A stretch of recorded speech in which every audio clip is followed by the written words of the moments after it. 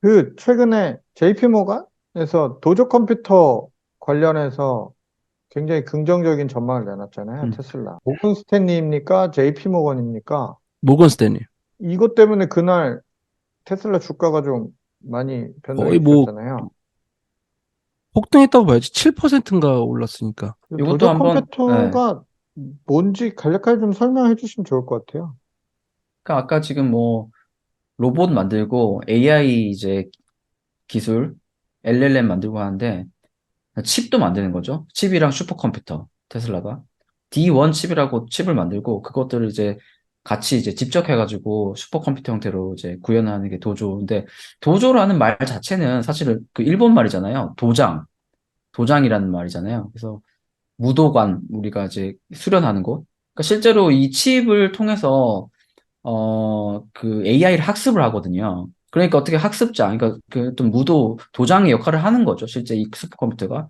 그러니까 이제 데이터를 받아서 그걸 가지고 연산을 해서 알고리즘이 정교화되고 LLM이 더 고도화되니까 AI 시스템이 고도화되니까 그런 의미에서 이런 이름 붙인 것 같아요. 보시면은 이렇게 어, 반도체 기술을 가지고 있다고 보시면 될 것 같고 자체 반도체 그리고 차량에 탑재해서 이제 클라우드라든지 이렇게 그 인터넷에 연결 없이 온 디바이스 연산이 되는 거죠. 그러면은 예를 들면은 차량에서 우리가 그 오토파일럿으로 가잖아요. 자율주행. 가다가 갑자기 뭐 차선을 변경해야 된다. 그러면 그 결정을 했을 때 판단을 했는데 바로 빨리 해야지 그게 사고가 안 나잖아요. 근데 그런 거를 통신을 통해서 하면은 조금 지연이 있을 수가 있고 물론 5G, 6G 계속 그거를 이제 없애려고 그런 갭을 없애려고 노력을 하고 있지만 문제가 생길 수 있기 때문에 제일 좋은 거는 이제 차량 자체에서 연산을 해서 판단을 해서 그 제어를 하는 거거든요. 그러니까 그런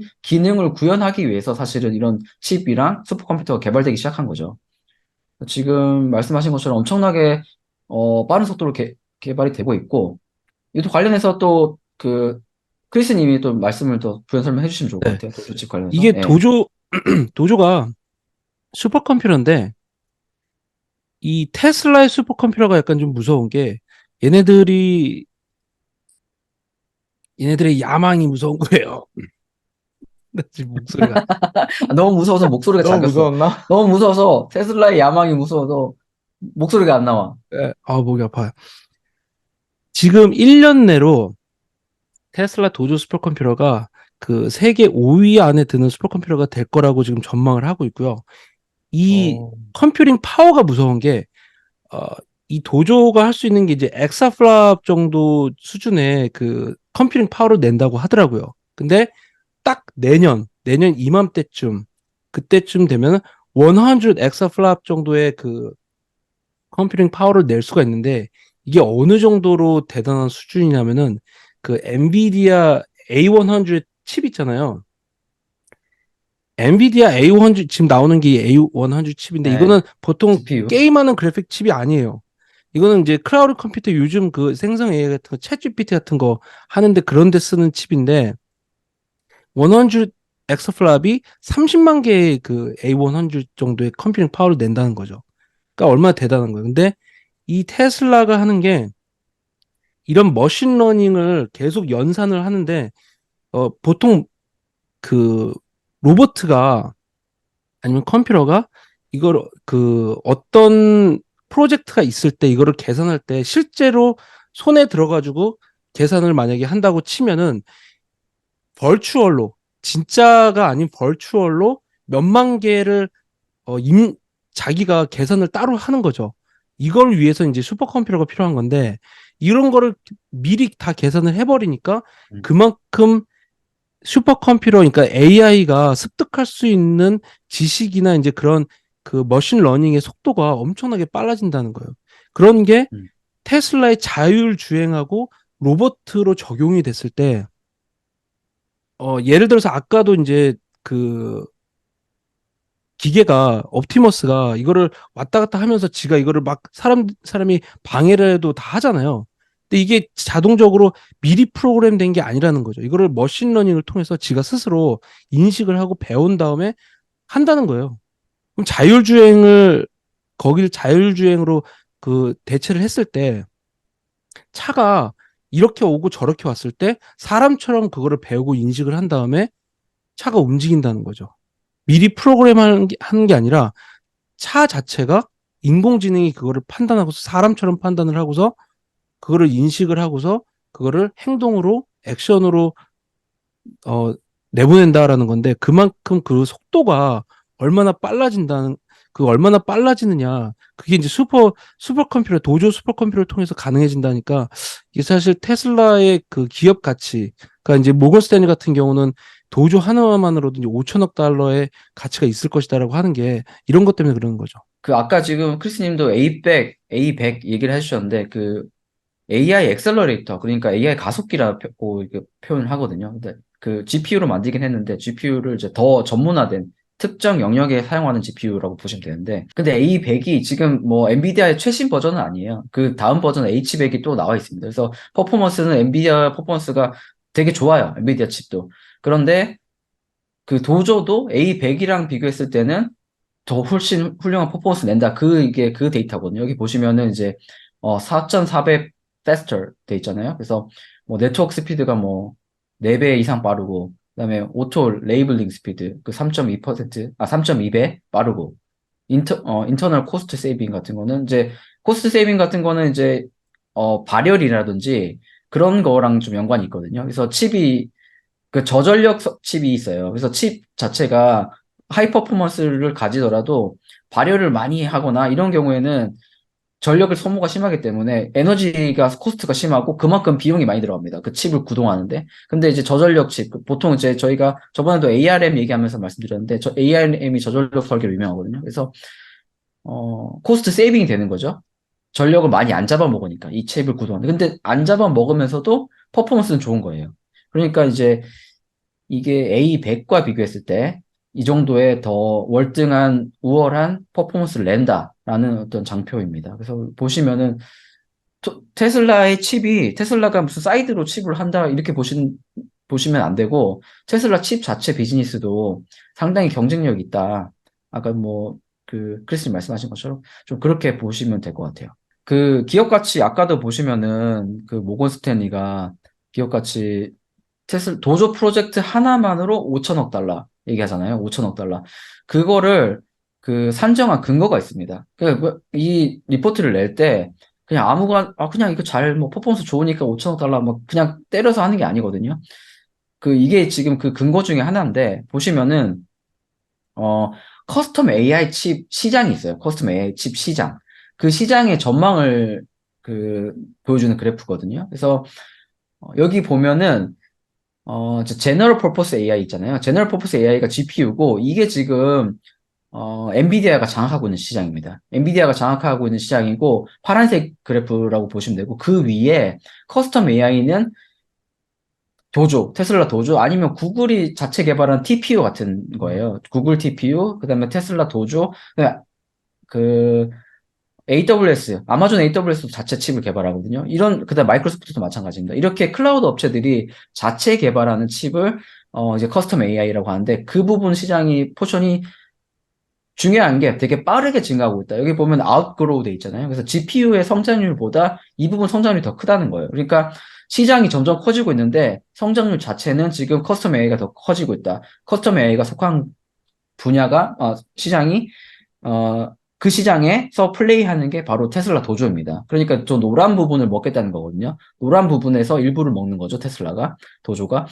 그런데 지금 현재는 저 파란색, 제너럴 퍼포스가 아까 말씀하신 클라우드에 이런 그 칩을 쓰는데, 클라우드 시장에서, 커스텀 AI가 그 시장 점유율 8%밖에 안 돼요, 아직.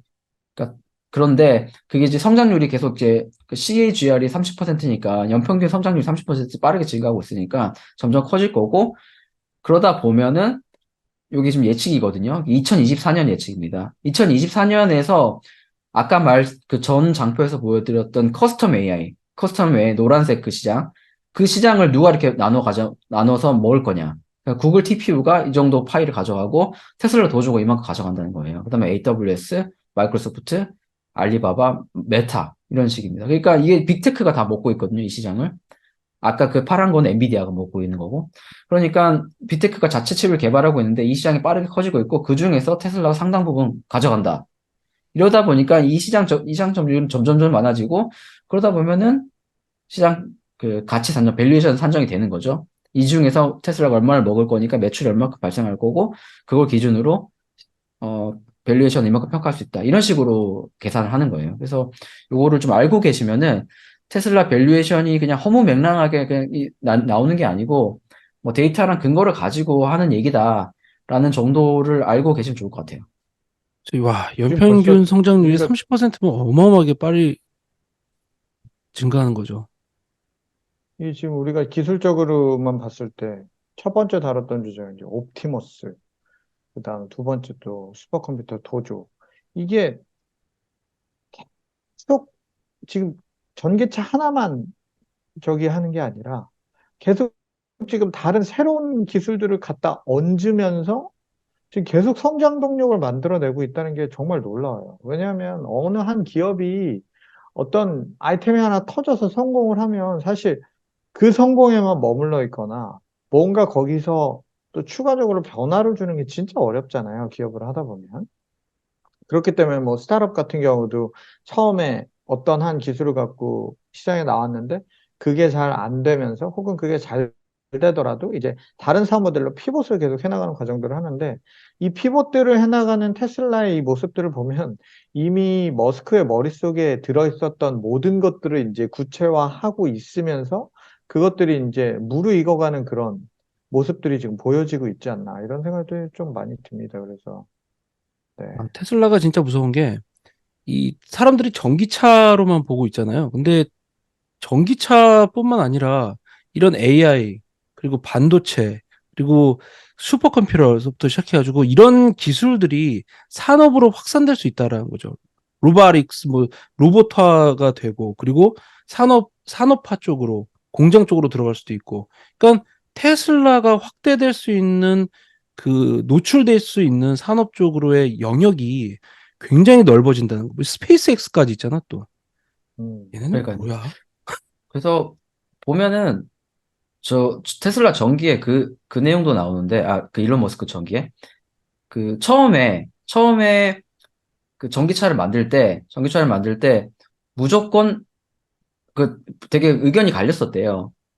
그 양산형으로 사람들이 많이 살 수 있는 걸 만들어야 된다. 싼 거 한마디로. 근데 어 일론 머스크는 무조건 사고 싶은 거, 좋아 보이는 거, 럭셔리 카를 먼저 해야 된다. 그렇게 해서 그거를 스포츠카로 만들었잖아요. 테슬라 맞아, 처음에 로드스터를 만들었죠. 로스터가 그렇게 한 이유가 그렇게 해서 그 시장 세그먼트를 먼저 이제 럭셔리 쪽에서 먹어야지 그 돈 있는 사람들은 그런 거 살 수 있거든요. 그러니까 사고 나서 그 다음에 그 가격을 낮추는 게 그게 혁신이라는 거예요. 그래서 그 기술을 많은 사람이 누릴 수 있게 만드는 게. 그러니까 지금 보면은 그 로봇도 사실은 지금 누가 저거 사겠어요? 못 사거든요. 저런 것들. 근데 진짜 필요한 사람들 아니 공장이라든지 필요한 데서는 사고 그거를 점점 가격을 낮춰가지고 결국에는 시장을 다 먹어버리는 그런 거거든요. 그러니까 첨단 기술로 구현할 수 있는 걸로 되게 작은 세그먼트 시장을 노려서 가져가는 그거를 해서 지금 그 EV 시장은 지금 완전히 이제 평정을 했잖아요. 지금 가격을 계속 낮추면서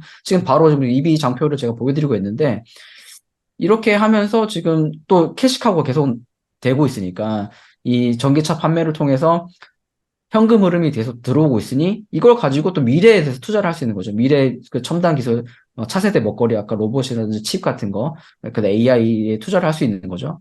EV 판매나 그 요것도 좀 얘기를 해주시면 좋을 것 같아요. 네, 그 박원익 기자님 말씀 잘 해주셨는데 이 많은 완성차 기업들이 이제 EV 판매를 시작을 하고 다양한 모델들을 쏟아내고 있는데 저도 좀 놀랐어요. 이게 어저께 이제 로이터 통신에서 발표된 그런 이 통계랑 자료인데 아직도 테슬라의 영향력이 어마어마하다. 특히 미국 전기차 시장에서 보면 올해 6개월 동안, 상반기 동안 테슬라가 판매한 미국 내 EV 판매가 32만 대를 팔았대요. 근데 2위와의 격차가 어마어마합니다. 볼트 EV, 제너럴 모터스 거죠.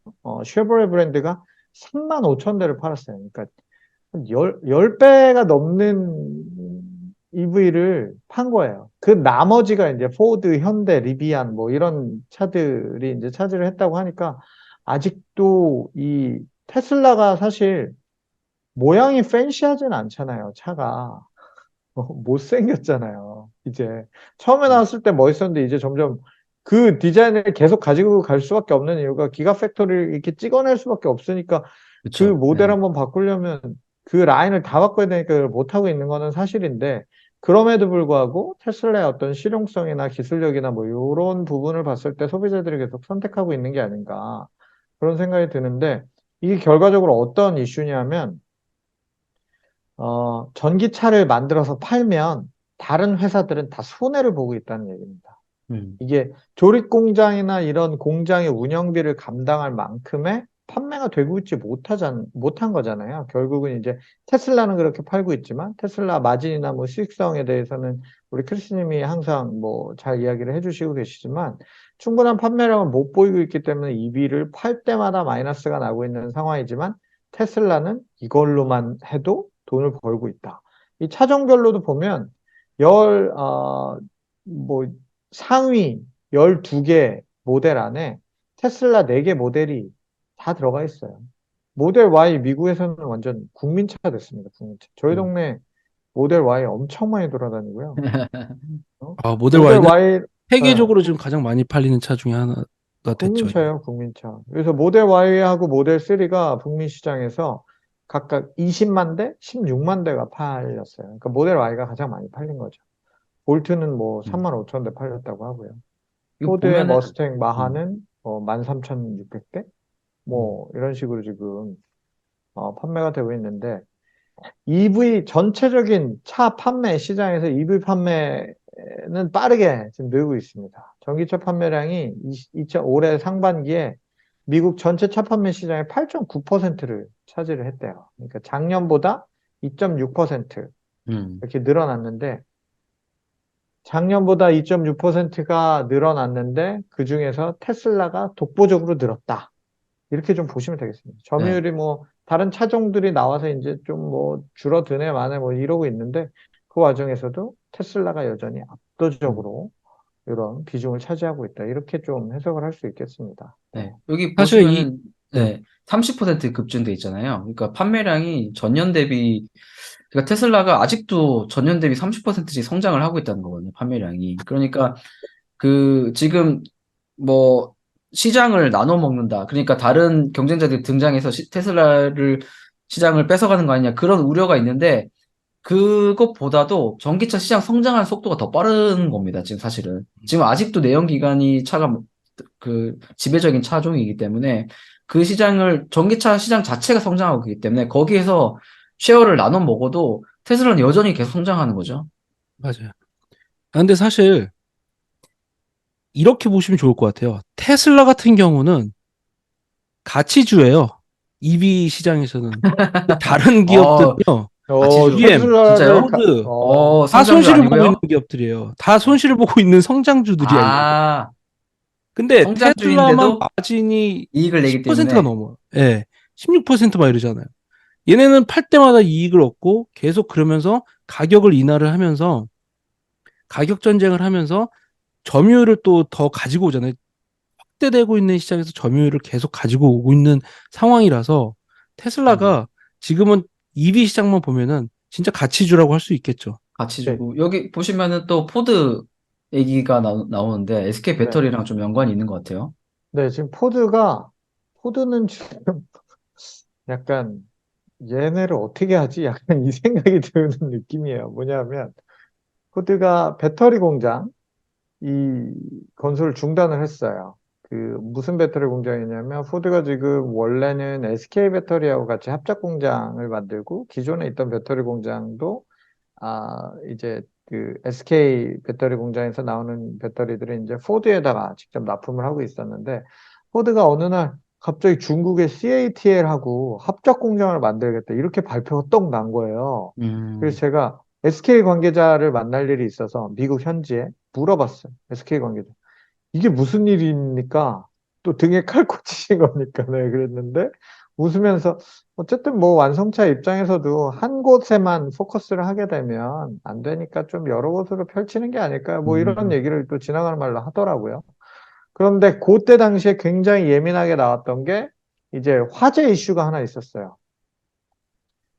이 F-150에서 뭐 화재가 났다. 그래서 음, 완전히 결과가 나오지도 않았는데 SK 니네 탓이야. 약간 이렇게 발표가 음, 나면서 좀 문제가 됐었죠.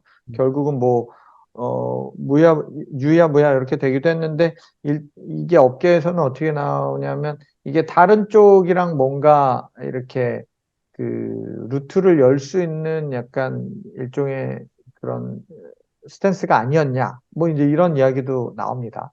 근데 어쨌든 최근에 그 CATL하고 합작 공장 짓기로 했던 공장 건설 계획을 중단을 하겠다고 발표를 했는데 그 이유에 대해서는 발표를 안 했어요. 발표를 안 했는데 이제 나오는 이야기들로는 중국 공장이랑 합작을 할 수가 없지 않겠니라고 정치권에서 압박이 들어온 그러니까, 걸로 네, 보여요. 왜냐하면 IRA 자체가 그 인플레이션 감축법 자체가 중국하고 디커플링 하기 위해서 미국에다가 다 해. 이렇게 한 건데, 포드가 뜬금없이 음, 중국이랑 합작해서 이거 만들 거야, 미국에다가. 이래 버렸는데, 제가 봐도 이상했거든요. 맞아요. 정치인들이 네, 보면 안 이상했겠어요? 이상하죠. 그래서 이런 압박들이 작용을 했을 가능성이 높다라는 게 첫 번째 이유고, 두 번째 이유는 수요에 대한 이야기가 나오고 있어요. 전기차 음, 수요. 지금 우리가 금리 이야기도 하고 계속 비용이 올라가고 있다. 뭐 이 이야기도 드렸는데, 전기차를 타고 싶은 수요가 늘어나는 거는 맞는데, 지금 거시적인 환경이 차를 지금 바꾸고 싶다 그래서 막 바꿀 수 있는 그런 시기는 또 아니잖아요. 저 차 바꾸고 싶어서 지금 6개월 이상 보고 있는데, 계속 보고만 있어요. 제 와이프 이런 가가 얘기를 계속 합니다. 올라가. 계속 열심히 봐. 근데 바꾸진 않을 거야. 뭐 이렇게 이야기를 합니다. 이렇게 이야기는 하는데 어쨌든 지금 수요가 그렇게 올라올 수 있는 거시 환경이 아니잖아요. 이자율 자체가. 그런 상황에서 테슬라는 정말 필요에 의한 사람들이 사는 거고 좀 다른 모델들, 포드 같이 저렇게 150 라이트닝 같은 저런 고가의 전기 픽업 트럭을 살려면 뭔가 약간 지름신이 오던지 약간 그런 것들이 좀 필요하잖아요. 근데 그 수요가 아직까지 올라오지 않고 있는 상황이라는 거예요. 이게 콕스 오토모티브가 지역별로 전기차 판매량을 조사를 했는데, 캘리포니아 주의 경우에는 신차 판매량이 23%를 전기차가 차지할 것이라고 이렇게 예상이 나왔어요. 근데 미시간주와 오하이오 주에서는 3%에 그칠 것으로 전망이 됐습니다. 이게 웃긴 게 뭐냐면 캘리포니아 주는 굉장히 리버럴한 주잖아요. 그러다 보니까 이 전기차 수요나 이런 것들이 좀 많고 이 캘리포니아 주에 테슬라가 또 거점을 또 두고 있잖아요. 프리몬트나 뭐 이런 쪽에. 근데 신차 판매량의 어떤 23%를 전기차 판매를 차지할 거다라고 하는 굉장히 좋은 전망이 나왔는데 이 미시간주와 오하이오주 여기에 지금 뭐들이 있냐면 기본적으로 GM이나 포드나 이런 회사들이 이쪽에 공장을 갖고 있잖아요. 미시간주나 오하이오. 근데 여기서는 EV에 대한 수요가 3%밖에 안 될 거래요. 그러니까 자기네가 만들고 있는 지역에서도 못 파는 그런 상황이 된 거죠. 그러니까 이 수요의 문제가 나타나고 있는데 거시적인 이슈 플러스 그 다음에 어떤 차종의 선호도 요런 거 때문에 이제 포드는 아주 직접적인 영향을 받고 있는 게 아니냐라는 생각이 드는데 여기에 배터리를 납품하고 있는 게 바로 SK 배터리지 않습니까? SK온인데 최근에 조지아주에서 며칠 전에 나온 내용인데요. 사람을 너무 많이 뽑아놓은 거예요. 조지아주 공장에서, 배터리 공장에서. 당초에 한 2,500명, 2,600명 정도를 뽑을 예정이라고 했는데, 지금 3,000명이 넘어가고 있어요. 3,000명이 넘어가고 있어서, 일부 라인에 있는 이제 직원들을 이제 감원을 하겠다. 인력 조정을 하겠다. 인력 조정을 하고 있다. 뭐, 요렇게 얘기들이 지금 현장에서 나오고 있고요. 실제로 SK온의 관계자, 익명을 요구한 관계자는 이런 이야기를 합니다. 요새 배터리가 잘 안 팔려서 큰일이에요. 라고 이야기를 해요. 이게 수요의 이슈가 나타나고 있는데 저는 이게 살짝 무서운 부분 중에 하나가 우리나라 기업들이 배터리 공장을 짓기 위해서 미국에 엄청나게 투자를 하고 있잖아요. 이게 앞으로 장기적으로 봤을 때는 EV 판매가 늘어날 거기 때문에 배터리도 많이 필요할 거야. 라는 계산에서 나온 결정이겠지만, 그 다음에 또 하나는 미국에서 여기다가 만들어. 그랬으니까 만드는 거기는 하겠지만, 나중에 정말로 이게 전기차 판매 수요가 그만큼 안 올라갔을 때는 지금 갑자기 또 역풍을 맞는 상황으로 갈 수도 있지 않을까. 너무 과하게 투자를 하고 너무 과하게 뽑아놔서. 왜 아마존 같은 경우도 팬데믹 기간 중에 장사가 잘 됐잖아요. 잘 돼서 웨어하우스 엄청 늘리고 사람도 엄청 뽑아놨는데 미친 듯이 감원해서 한 뭐 2만 명 넘게 감원했잖아요, 벌써. 그런 상황들이 EV 업계나 이 배터리 업계에서도 나타나는 시그널은 아닐까라는 생각이 좀 들면서 살짝 불안한 시그널 중에 하나로 제가 이 기사를 좀 올려놨습니다. 저는 그게 되게 중요한 점이라고 생각을 하는데, 지금 IRA도 그렇고, 반도체 쪽도 그렇고, 지금 미국 정부가 돈을 무지무지하게 퍼붓고 있잖아요. 그래서 올해 미국 경제가 예상보다 계속 성장률이 좋았어요. 그 성장률이 좋았던 이유 중에 가장 큰 게 하나가 이런 그 자본 투자가 굉장히 많이 일어났다라는 거거든요. 실제로 1분기에는 그 공장 투자 쪽이 거의 사상 최고치로 막 오를 만큼 그쪽으로 돈을 무지하게 지금 퍼붓고 있는 상황인데, 수요가 과연 따라올 것인가? 지금 금리가 이 정도로 높은 상황에서 자동차 사려면은 크레딧 안 좋은 사람들은 12%까지 지금 내야 된다고 하더라고요. 음. 누가 차를 사? 차를 못 사죠.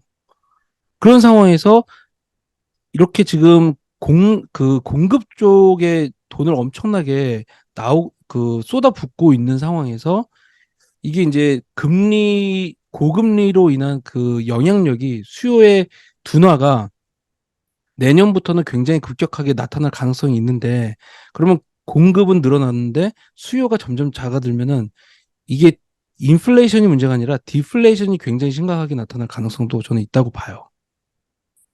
그래서 네. 지금 이 수요 얘기를 해주셨는데 수요가 정말 중요하잖아요. 그래서 수요가 둔화되면은 말씀하신 그런 문제들이 생길 수 있는데 수요 둔화의 시그널 중에 하나가 테슬라 3분기 납품 추정치. 이것도 사실은 연결이 돼 있는 것 같아요. 그러니까 사람들이 그 테슬라를 사는 그 수요가 떨어지니까 납품 수량 전망치도 같이 떨어진 것이라는 이제 분석이 나오고 있는데 한번 이것도 좀 설명을 해주시면 좋을 것 같네요.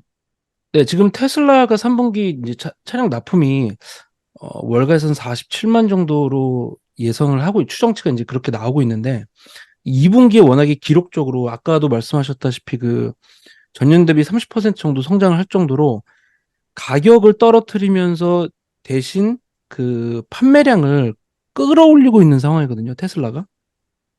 그래서 긍정적인 점은 뭐냐면은 다른 경쟁 업체보다 점유율 쪽에서 우위를 더 점할 수 있다라는 거예요. 다른 업체들은 그런 걸 할 여력이 안 되니까, 한다고 하면 손실을 너무 많이 내니까 여력이 안 돼서 그걸 못 하고 있는 상황이고, 한다고 하면 손실 엄청나게 되는 상황이고. 그러니까 테슬라가 우위를 점하고 계속 성장을 해나갈 수 있는 건데, 이런 수요가 계속 낮아질 거라는 거죠. 그래서 지금 3분기 47만 대를 보고 있는데, 어, 지금 추정치가 46만 8천으로 낮춰졌어요. 근데 밸런스 같은 경우는 투자 미디어 이제 어, 업체인데, 실제로는 46만 정도도 안 될 것이다라고 보고 있어요. 음.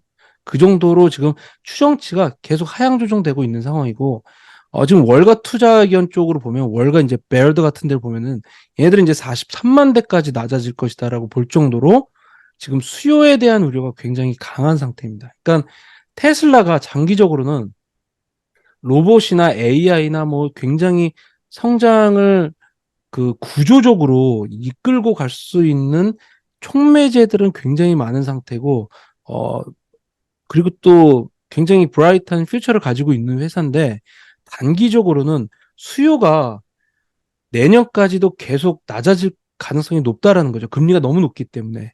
그러면은 테슬라는 계속 마진을 낮출 수밖에 없어요. 내년까지도 계속 가격을 인하를 해야 된다라는 거죠.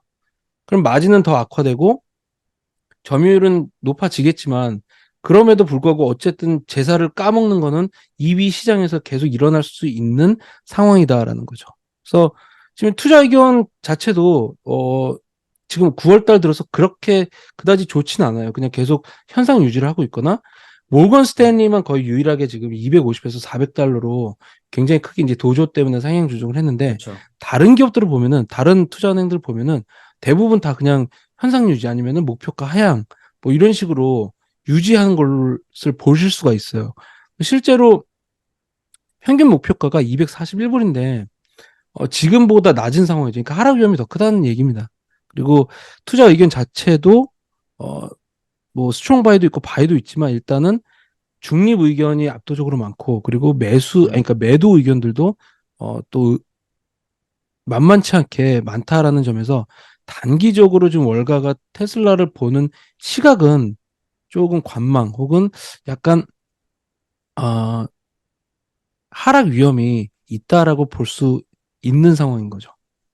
네, 이거 보시면은 이제 그 목표 주가라는 게 기간이 있습니다. 아시겠지만 여기 12 months price target이잖아요. 그러니까 12개월 주가 목표 타겟이다 보니까 아까 말씀하신 것처럼 수요 부진 같은 것들이 향후 12개월 주가에는 좀 부정적인 영향을 미칠 수 있다. 하지만 저희가 앞서 얘기했던 그런 미래 기술 같은 것들은 테슬라가 선도적으로 가지고 있는 건 맞고요. 그래서 진짜 장기적으로 봤을 때는 또 오히려 또 좋은 회사다. 이렇게도 이제 볼 수 있는 것 같아요. 그러니까 이게 트레이딩을 많이 하시는 분들은 단기 그 목표 주가를 좀 확인하시면서 대응하시면 좋을 것 같고, 예를 들어 사놓고 계속 뭐 묻어두시는 이런 분들도 계시잖아요. 그런 분들은 또 조금 이런 그 단기 전망에 또 되게 일희일비하지 않으셔도 될 것 같고요. 그래서 그거는 정말 투자자들 개인 성향에 따라 달리 이해를 하시면 좋을 것 같아요. 맞습니다. 다른 계속 전기차 업체들도 좀 살펴볼 필요가 있을 것 같습니다. 지난주에 그 리비안도 그렇고 피스커도 그렇고 좀 뭐 이런 전망들이 좀 투자은행 쪽에서 나오기도 했잖아요.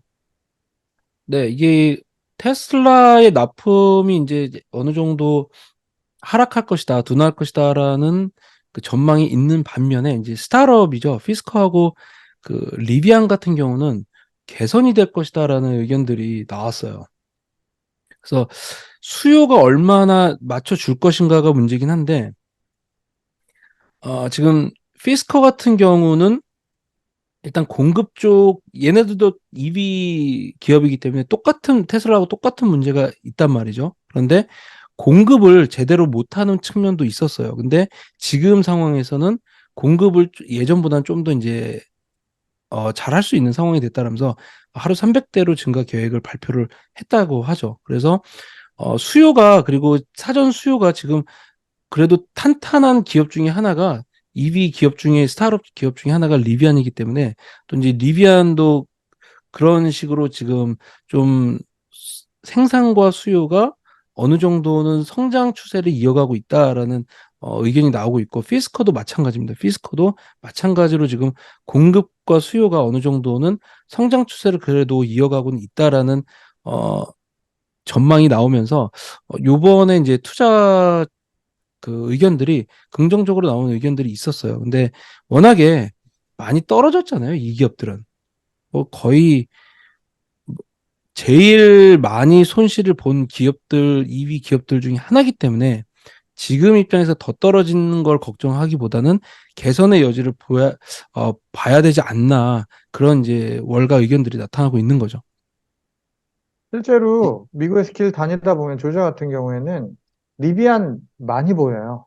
리비안 맞아요, 많이 맞아요. 보이고 예, 많이 보인다는 거는 그만큼 뭐 요거에 대한 수요가 있다라는 측면으로 해석을 할 수 있고 그동안 뭐 리비안 상장 이후에 막 미친 듯이 올랐다가 미친 듯이 또 떨어졌다가 했던 게 결국은 생산 요 캐파를 맞출 수 있느냐에 대한 전망치 때문에 이슈들이 좀 많이 나왔고 결국 스타트업 입장에서는 수요가 계속 있느냐, 그다음에 수요에 맞게 생산을 해낼 수 있느냐의 이슈였는데 이게 이제 뭐 조지아에도 공장 세우겠다 이렇게 발표하고 그런 것들이 진행이 되고 있는 상황인데 결국은 공장들 세워지고 이제 좀 어느 정도 시간이 지나게 되면 정상적으로 이제 돌아가는 그런 또 그 시기가 또 올 거거든요. 그러다 보면 이 수요가 있으면 꾸준히 안정적으로 좀 갈 수 있지 않을까 그런 생각도 좀 들고 뭐 그 F-150 포드라든가 그다음에 이 사이버 트럭이 또 이제 나오잖아요. 그러면서 이 EV 트럭 시장도 굉장히 그 EV의 어떤 그 점유율을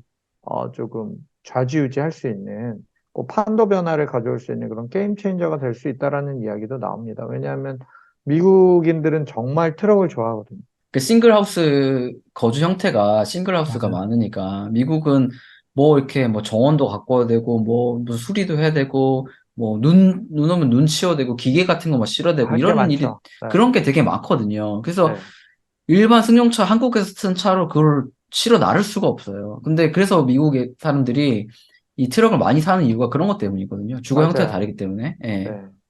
미국에서 트럭의 의미는 지금 닉님 말씀하신 것처럼 굉장히 실용적인 측면이나 정말 이런 도구들 사야 되거나 뭐, 이 DIY가 많잖아요. 직접 만들고 뭐 부수고 뭐 이렇게 해야 되는 게 많아서 트럭 하나 있으면 좋겠다라고 생각할 때가 정말 많거든요. 근데 말도 안 되게 트럭이 기름도 너무 많이 먹고 너무 비싸요. 트럭 자체가. 음, 근데 그거를 과연 실용적으로 살만하냐? 미국 사람들은 음, 삽니다. 그렇기 때문에 트럭 시장에서 EV가 나오는 것 자체가 또 하나의 이 시장 판도를 바꿀 수 있는 그런 변수가 될 수 있다. 그런 얘기 좀 드릴 수 있을 것 같습니다. 네. 네. 오늘도 저희가 수다스럽게 이야기는 했지만 여러 가지 주제를 광범위하게 약간 기술적인 주제도 다뤘지만 또 실제 미국에서 일어나는 일들 중심으로 이렇게 좀 다루니까 저희들이 할 얘기가 더 많아지는 것 같기도 합니다. 이런 그렇네요. 부분들을 예. 잘 좀 담아 두셨다가 투자하는 데도 좀 활용하셨으면 좋겠고 미국 생활하실 때 혹은 한국에서 미국을 바라보실 때 뭐 좀 잘 활용을 하실 수 있으면 좋겠다는 생각이 좀 듭니다. 네. 구독과 좋아요 부탁드립니다. 저희는 인사를 드리도록 하겠습니다. 크리스님, 닉님, 수고 많으셨고요. 저도 인사를 드려보겠습니다. 자, 오늘 시청해주신 여러분들 대단히 고맙습니다. 감사합니다. 또 뵙겠습니다. 그렇습니다.